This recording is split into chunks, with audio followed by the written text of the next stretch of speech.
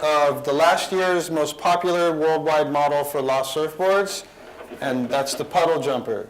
Although this particular one here was specifically made exclusively for Japan, and we're calling it the Puddle Jumper JP. The primary difference between the puddle jumper that you see around the world and the JP is the rocket tail. The original puddle jumper is a standard squash tail that comes to about right here. For the Japanese version of this model, we wanted to specifically suit it to work especially for the Japanese surfers and the waves they ride here in Japan. To do that, we went from a standard squash tail to this rocket tail.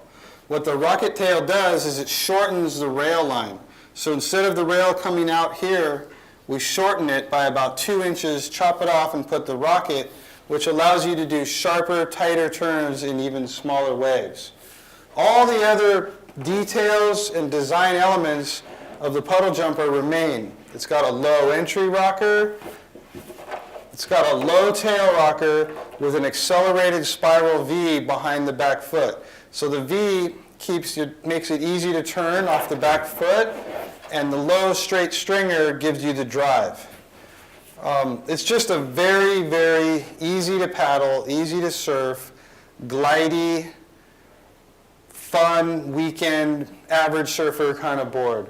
That although it's flat and kind of wide, the rails are still blended. It's not too thick of a rail, so a light surfer or a weak surfer can bury the rail a little under the water and do a proper turn if you have to. You can still roll it from side to side.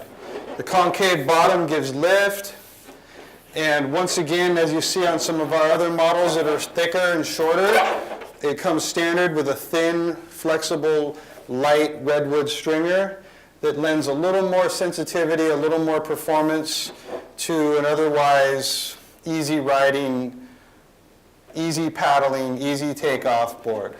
And that's the Puddle Jumper JP.